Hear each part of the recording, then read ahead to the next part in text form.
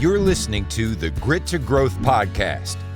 Real talk with real business owners and professionals who built their freedom the hard way and now want more time, money, and impact. Hello, everyone. I'm Levi Tislau with Mailbox Money here in Sioux Falls. And today on the Grit to Growth podcast, I'm sitting down with someone who's been putting in the work across two very different businesses. Shaine Anderson from Aberdeen, South Dakota. Shaine, thanks for joining us today. Thanks for having me. I appreciate it. Yes, sir. So you've been running Anderson Electric for a while now. How did you first get started in the electrical trade? Let's hear on that. Well, that's really interesting. I worked as a floor sales manager for a retail store, and they purchased antiques, and I was the one that would fix them up. And that's when I kind of realized I enjoy working with my hands. And from there, I had an interest in the medical field. And it was kind of a decision of, which direction do I go? Do I go into medical? Do I continue pursuing working with my hands? And did a couple shadows, shadowed a carpenter, shadowed an electrician, shadowed another carpenter, and ultimately landed on the decision to step into the electrical field. But Interesting enough, I knew this. My dad is a lineman electrician. He has been all his life. What I did not know was that my grandpa was a journeyman electrician. And then my great-grandpa was a lineman, and my great-great-grandpa was a welder. So you thought you had the choice, but you were going to fall in. It kind of ran in the genes. And speaking with my dad, he said, well, did you know? And I had no idea. I was young and whatever, just didn't pick up on that. That's awesome. Yeah. That's really cool. Someone must have gotten that spark, got the zap, and it followed in the gene line, huh? Yeah. Interesting. I love it. Can you talk a little bit? You were hitting on doing shadowing people and probably apprenticeships and stuff. I think a lot of it's not became as traditional as it used to be. Talk to us on the benefits of that and what you got out of there. Yeah. So even with my own company, I really took a strong hold on the apprenticeship program.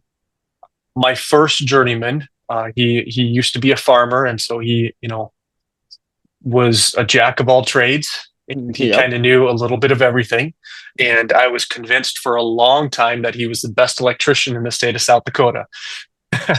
And because he just knew a lot, Yeah. But with that, one thing that was really important to me was working under an electrician that did quality work and knew what he was doing. And landed at the first company I worked with them, and it was a really good learning experience. When I started, I used hammers, used drills, used a nail gun, and that was it. Going into electrical is quite a bit more than just that. And I remember I had difficulty on 6-foot ladders, and so I was green when I went in. And it'd be a shame, for anyone who thought they want to be an electrician and went through everything and then they didn't do an apprentice or shadowed and come to find out you can't get up on a 6-foot ladder. That might make your profession a little tough. Yeah. And you kind of, at that point, it's, well, I want to do this, and you kind of choose to grow and you just move forward, But the shadowings really were very beneficial for me because it gave me just insight of what the actual field looks like. Mm-hmm. I currently have one with me now, but we have apprentices that go through their senior year and then they start working with us on one of their open blocks. And it's been very successful. One of them has stayed on with me, and he's been on with me since 2021 is when he started. And so I believe this next one, he'll go to tech school and he'll either come back or work somewhere else. But for him, it's a great opportunity. They get time in the field, and they get to learn how, blue collar work is and what we do. And it's been really good. That's awesome. Let's shift gears a little bit here. Tell me about how does a guy own his own electric practice and then become a coffee house Yeah. owner? Yeah. Well, there's kind of a little bit of overlap there. I've always loved coffee. In 2018 was the time that I started thinking, well, maybe I want to open a coffee shop. And, so I started looking for locations, and coming around 2019, I had a business plan and found roasters that I'd liked, hadn't settled on one yet. And whenever we would travel, I would always look for roasteries just to stop and visit and try their signature blends. And come 2020, when COVID hit, it was, well, this isn't going to work out, at Yep. least not right now. It's the risk is too high. Had I known the drive through and the mobile ordering would have gotten so big, it might have been different, at least in the Midwest, up Yep. here in South Dakota. But at that point, I was working at an industrial plant. I was overseeing the electrical program and took a medical leave of absence. And once when I did that, friends and family kind of said, well, we, have a small job you could do. Here's a job you could do. And so I started picking up small jobs. And when I went back to the industrial plant, I had almost 2 months of work lined up. And that's where it kind of, well, maybe I should open Anderson Electric. And that's where I started. It was Okay. really organic. I'd always said that I wasn't going to start my own company because the competition here was so fierce. Hmm. But we've carried through, and it's been really good. We have a great customer base. What is your guy? I believe I saw on your website you kind of can hit on everything from commercial to residential to service. Is there kind of a niche you've carved out, or has it been an all-around experience? Well, with me working at the industrial plants, I really learned automation and Yeah. controls, troubleshooting electrical equipment. In fact, I'm traveling to a plant about 3 hours away tomorrow with one of my apprentices to go and troubleshoot equipment that they can't get running. And so that's been a huge blessing. But as far as, primarily what the company does, we do a lot of remodels. Residential and commercial is probably our primary. We have a couple farmers that we've, worked on grain bins. They've put them in, and we've wired up the motors and their sensors and stuff. Yeah. Upgraded their services. Yeah, primarily it's residential and commercial. Very cool. Have you has the challenges from COVID, has that gotten better as far as getting material and everything? And I know it differs obviously between your residential stuff versus your switch gear and stuff that you're going to be putting in bigger buildings. Yeah, when COVID hit, there was a big, plant shutdown, and so there was a time that it was, our meter cans are 6 months out, 8 months out. Now they're projecting 2 years, and that was tough because you really had to source where you're going to get your equipment from, and that was just interesting, Yes. to have things roll off the shelf so fast. Not be able to get material was the challenge to work.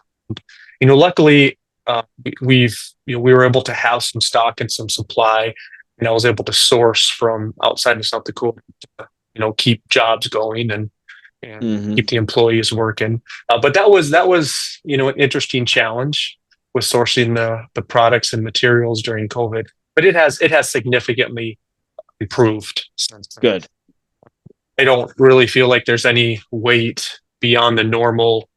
Hey, the factory's going to build this. It's going to take 6 to 8 weeks to get to you. So, yeah. Then there's no other problems happening whatsoever, but now that that's solved, right? Yeah. I mean, copper prices continue to go up, which is Mhm. interesting.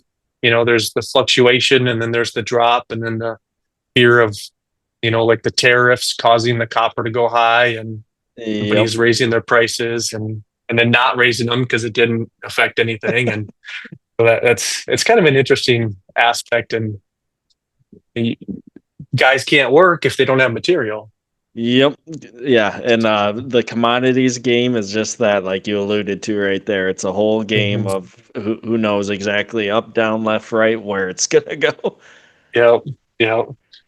That's awesome. So between the two businesses, I manage, there's a lot to balance. What's been kind Mhm. of the toughest part of managing both of them for you, and what's maybe the most rewarding part? Yeah. Well, to kind of go back to the beginnings, the reason that I hadn't done the coffee shop was because of COVID. I just had to become a distributor. I really wanted to bring good coffee to the Aberdeen area. And interesting enough, because of my experience with controls and automation, I started getting calls to work on their other coffee companies' Yeah. equipment. And that was really interesting because it opened up doors for me to be able to just explain to them about our coffee and what makes it stand out from the rest. And so that's been neat because we've slowly made a customer base with different companies and people individually because of that. Um, but That's yeah, really it's smart, actually. That's yeah. a good So way to build trust when you get their businesses back up and running. But by the yeah. way, Yeah, and I don't really view other companies as competition. I don't think that really helps. I just no, want to really serve people. And, if you have a product that is good and you have good, uh, besides the quality, if you have good integrity in what you do, then that'll carry you. And so mm, that's kind of always been my motto. It's a hands off. We offer this. I'll give you some free coffee, and if you love it, let's run with it. And if you have more questions, or if you just want to carry one of our single origins, then we can go from there. Otherwise, let me know if you need any more electrical work. we do it all around here, right? you know, you know. I love it. So Shane, what's some advice you would give to someone thinking about starting their first business or maybe just side hustle or venture? Yeah. So I would say it's been a lot of work, a lot of hard work, a lot of focus. Um, Going into this, like I said, I never planned on owning an electrical contracting company. I did not plan on getting my licensing beyond my journeyman's license. And when the doors opened, I just kind of kept moving forward, even to the point where, well, now I need an employee. Well, now I need two, and now I need four, and hiring soon to be hiring a full time office. It's just one of those things that you don't plan for, but you work hard. And our core values for both of my companies is integrity, quality, and service. And if you work hard and you do quality work and you put out a quality product, it'll hold itself. And I've always said that our core values will carry themselves for our company. So there's not fear of, did we do something wrong, or is there going to be an accident, or God forbid a fire. We do things with integrity and we have quality equipment that we put in. And so yeah, I mean, my advice really would be, buckle in, you know, uh, work hard, and just take it a day at a time. Be good to people. Be That's good to good. That people. the right there. I think more people could hear that message. And Yeah. being good to people, it's you're a testament to it. It looks like it's paid off for you. In our field, it's, you think roughneck, and you think, with that could be poor communication from companies, and we really strive to have a communication with our customers. And that's been a learning process as well. You don't just do that automatically. It's a learning process. I had a customer, and unfortunately they chose not to go with us, but he had we set up a time for me to go visit with him, and I had to reschedule the time. Something had come up. I think I was still on the job site with the guys. That second scheduled time come up, and I had to reschedule. and then I didn't hear back from him. And when I did hear back from him, he was upset about it. So you Okay. take those times as a learning. People are people, and if you want to communicate well with them, then you communicate well with them. And if you want to continue to have a good relationship with them, then make that a priority. And I went back and I told my guys, I said, hey guys, I lost this customer, and it was because of me not communicating to him clear enough.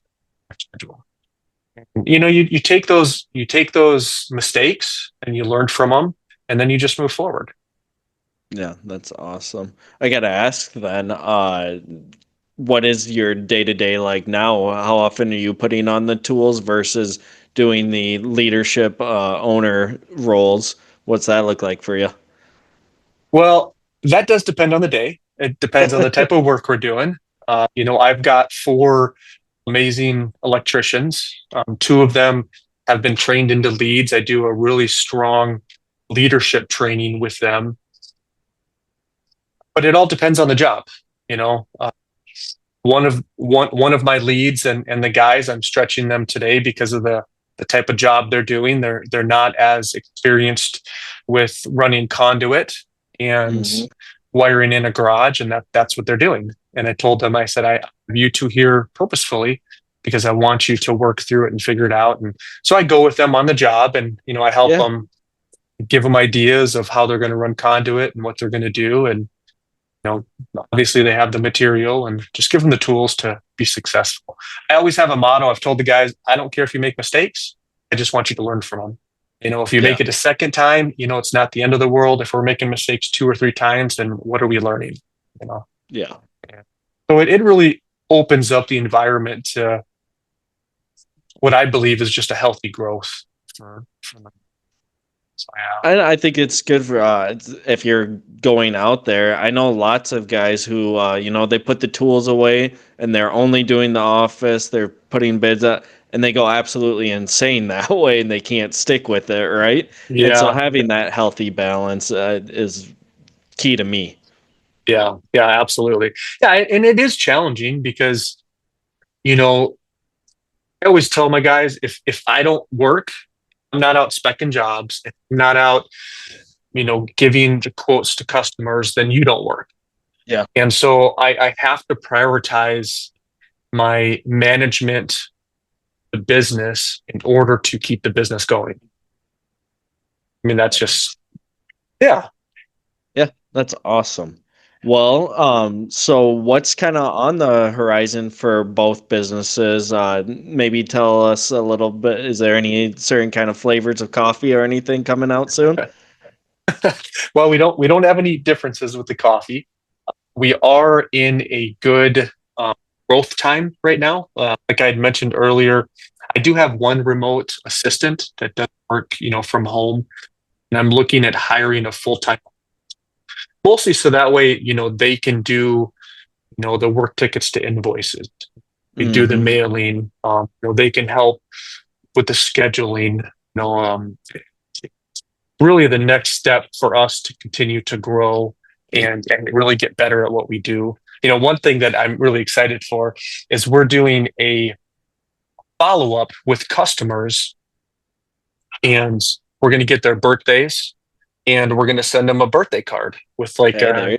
$25 off coupon that says, "Hey, happy birthday. We appreciate you.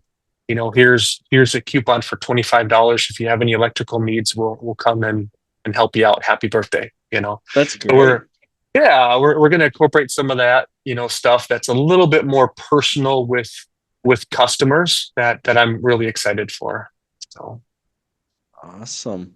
Well, if anyone wants to get your services on either side, I'll open up the floor for you to promote a little bit here. yeah, absolutely. So andersonelectric.co is our website. Otherwise, you can also reach out to me at 605-228-3855. All of our information, our contact information is on there.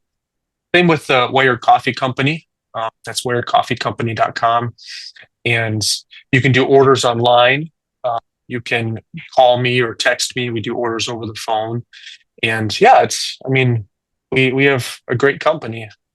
great companies, I should say. That's right. Awesome, Shaine. This has been great, and I love hearing how you've taken two completely different paths and companies and doing something that really reflects both hard work and community in both of them. Mhm.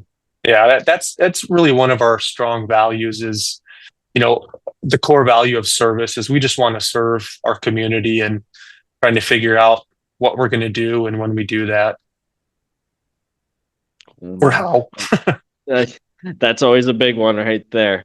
Well, thank you again for your time today, and thank you for everyone for listening. We'll see you guys on the next one.